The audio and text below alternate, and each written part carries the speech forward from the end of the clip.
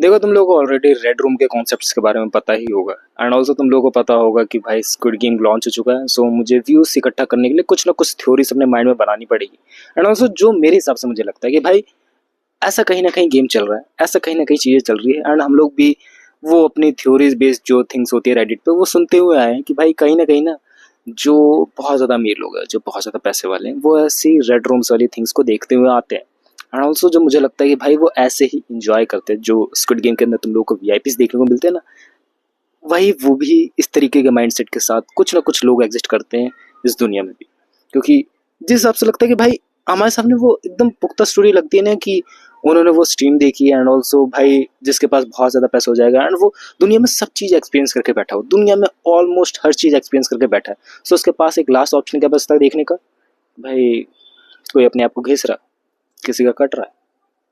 सो बहुत ज़्यादा डिस्कस्टिंग है। मैं बोल रहा हूँ कि भाई बोलने में बहुत ज़्यादा डिस्कस्टिंग है।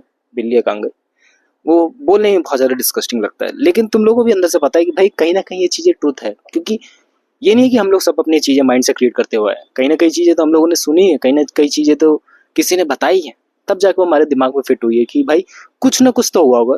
भले ही जो हम लोग चीज़ें एकदम स्ट्रेट फॉरवर्ड देखते हुए हैं कि भाई वो वीआईपी ऐसे होंगे और शायद वो ऐसे लाइव स्ट्रीम पे करके देखते होंगे, ऐसे नहीं होगा, कुछ और तरीके होंगे, लेकिन कुछ ना कुछ तरीके से ज़रूर अपना इंजॉयमेंट करते होंगे जो हम लोगों को नहीं पता है। एंड मैं वही थ्योरी तुम लोगों के सामने लेके आया हूँ कि भाई squid game is real red. या उसको देखने के बाद मेरे को पहली झलक ये लगी ना कि लाइक अभी जब मैंने इसका रिसेंटली लास्ट पार्ट देखा कि भाई इसके अंदर जो वीआईपी से बहुत ज़्यादा मज़े ले रहे हैं, उसके अंदर वीआईपी से इस बात के मज़े ले रहे हैं कि भाई प्लेयर्स कैसे कट रहे हैं, मर रहे हैं, एंड ऑल्सो प्लेयर की कैसे दर्दनाक तरीके से या फिर कितने इमोशनल तरीके से वो जा रहे हैं इस दुनिया से।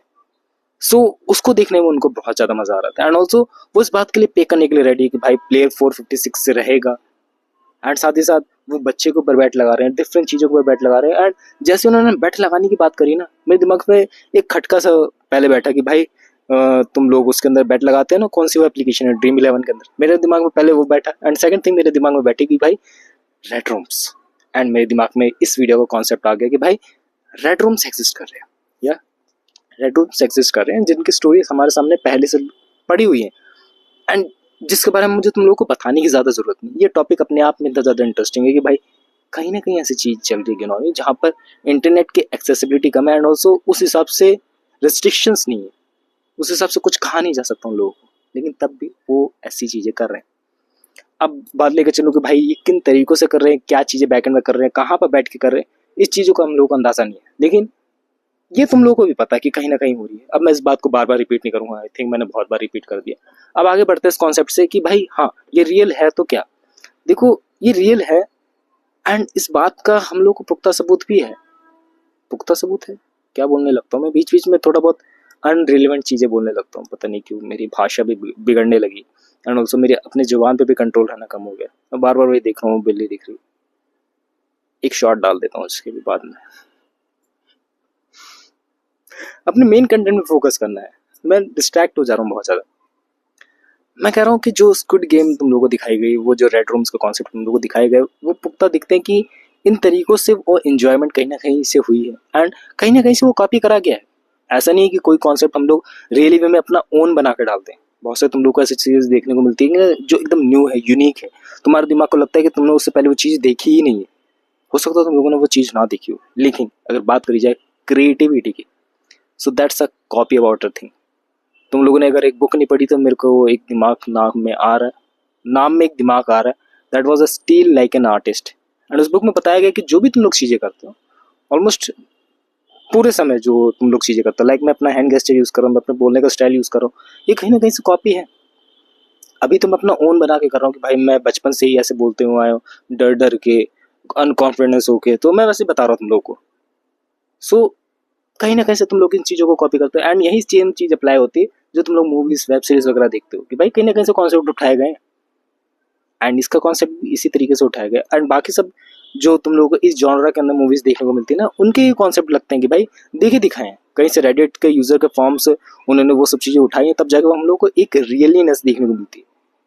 कुछ कुछ स्टोरी होती है ना जिस पर तुम लोग बिलीव कर लेते हो, वो स्टोरी है उसमें से लगती है। लाइक बाले के चले में दिमाग में आ रहा अनफ्रेंड नाम की एक मूवी आई थी जो पूरी मतलब लैपटॉप के अंदर ही बनाई गई थी वो फिल्म को, उसके एक एक टेक्सचर को डिजाइन करा गया था उसके अंदर। एंड मेरे दिमाग में एक डार्क वेब की आ रही है कोई सी, जिसके अंदर ड्रम के अंदर भर रखा था लोगों को। डिस्कस्टिंग डिस्कस्टिंग चीजें एग्जिस्ट कर रही हैं, तभी हमारे सामने वो प्रूफ्स निकल के भी आते हैं कभी कभार। भाई वो वीडियो डार्क रूम की है, वो वीडियो डार्क वेब की है या नहीं। बाकी मैं मेनली तो रेड रूम्स के बारे में तुम लोगों को बात बता रहा हूँ, बट ये इसके अराउंड ये स्टोरी रहती है कि भाई रेड रूम से डार्क रूम से। हालांकि मैं ये कभी भी प्रूफ नहीं कह, पता नहीं क्या, हालांकि मैं ये नहीं कह रहा हूँ कि भाई ये सब चीज़ें रियल है। ये सब चीज़ें मनगढ़ंत भी हो सकती हैं, भाई हमारी दिमाग की क्रिएशन हो, किसी ने सोचा हो कभी, एंड वो सब चीज़ें स्टोरीज वगैरह सर्कुलेट होती जा रही हैं। क्योंकि आज तक इस बात का पुख्ता सबूत नहीं मिला है कि भाई रेड रूम्स एग्जिस्ट करते हैं। इस बात का सबूत मिला है कि भाई डार्क वेब पे टॉर्चर तुम लोगों को करा जाता है। हाँ, इस बात के सबूत से है भाई टॉर्चर तुम्हें करा जाता है डिफरेंट डिफरेंट तरीकों से, एंड उन्हीं टॉर्चर्स को जब एक बंद कमरे में करा जाता है, so that's called the red room. हाँ, रेड रूम रेड नहीं होते, थोड़ी घिनौनी चीज़ होती है। मैंने भी शुरू में सुना था तो मुझे लगता था रेड रूम्स रेड होते हैं। मैंने थंबनेल में भी वही दर्शाने की कोशिश करी। बाकी ह्यूमन माइंड भाई कनेक्शन ढूंढता रहता है, इस चीज़ में भी उसने कनेक्शन ढूंढा है। मत जा, शॉर्ट बनानी है, मत जा, चली गई म्याऊं म्याऊं। एंड वो रेड रूम्स इस तरीके से तुम लोगों को दर्शाया जाता है ना कि हमारे दिमाग में एक छाप छोड़ के चले जाते हैं। बाकी ये वीडियो बनाने का कोई उतना ज़्यादा मेन मोटिव नहीं था कि भाई तुम लोगों को बताना है कि भाई स्क्विड गेम के अंदर रेड रूम के कॉन्सेप्ट आए हैं, ये सब चीज़ें। ये एक मेरे दिमाग की थ्योरी लगती है, जो मुझे लगता है ज़्यादातर। भाई जब इतने सारे कॉन्सेप्ट बने हुए, इतने सारे स्टोरी हमारे सामने लिखी गई, सो कोई पागल तो हुआ नहीं। एंड इससे किसी को, मैं कह रहा हूँ, फ़ायदा तो उतना ज़्यादा हो नहीं रहा। यूट्यूबर्स वगैरह को हो रहा है फ़ायदा, एंड राइटर्स को हो रहा है जो इस बात की स्टोरियाँ लिख के आगे बढ़ रहे हैं, पैसे वगैरह कमा रहे हैं। फिल्म मेकर्स को हो रहा है फ़ायदा इस बात में स्टोरियाँ बनाने में। लेकिन अपार्ट फ्रॉम इट, इस टॉपिक को खींचने को कोई फ़ायदा नहीं, क्योंकि मोस्टली लोग भाई इससे बोर हो चुके हैं। एंड अगर कोई रियल चीज़ आनी होती सामने तो कब की आ गई होती। एंड मे बी ये लोग इतने ज़्यादा रियल हैं, इतने ज़्यादा स्मार्ट हैं कि ये सब इन चीज़ों को छुपा लेते हैं। ये सब ऐसे देशों में चलती है जहाँ पर उतनी रिस्ट्रिक्शंस ही नहीं। तुम लोगों को पता होगा ऐसे देश एग्जिस्ट करते हैं जहाँ पर इंटरनेट का एक्सेस तुम्हारे पास नहीं है, एंड इंटरनेट का एक्सेस तुम्हें सिर्फ लिमिटेड लोगों के हाथों में दिखेगा, एंड वहाँ से ये चीज़ें कंट्रोल करना बहुत ही ज़्यादा आसान है। एंड ऐसे देश हैं, तुम लोगों को भी पता है। एंड जो हमारे सामने वीडियो फुटेजेस निकल के आती है जो डार्क वेब की होती है, वो भी ऐसे देशों की लगती है कि भाई यहाँ पर तो कुछ आबादी वगैरह है ही नहीं, यहाँ सिर्फ लोगों को लाया जाता है टॉर्चर करने के लिए। मैं देखो इसकी जितनी ज़्यादा बात करता हूँ ना, मैं इसमें खो जाता हूँ कि भाई इसमें ये चीज़ भी हो सकती है, इसमें वो चीज़ भी हो सकती है। क्योंकि एक टाइम पे मैं बहुत ज़्यादा पागल था इस फील्ड से रिलेटेड चीज़ें रिसर्च करने में। तुम लोगों को पता नहीं, मैं पास में बहुत सारी चीज़ें कर चुका हूँ। चलो मेरी स्टोरी को कभी अनरिवील बाद में करेंगे। मैं और तुम लोगों को बताते चलूँ तो बहुत ज़्यादा गर्मी चल रही है यार, दिमाग ख़राब है। बाकी टॉपिक को ज़्यादा नहीं खींचूंगा। बाकी ये बोलूँगा कि ये कॉन्सेप्ट कहीं से उठाया हुआ तो है, बट इस कॉन्सेप्ट को कहाँ से उठाया गया, कहीं से तो उठाया गया, एंड वो चीज़ें कई हद तक रियल समझ में आती है। That's it for that video. बाकी और कोई मेरी थ्योरी नहीं है। मिलते हैं नेक्स्ट वीडियो में।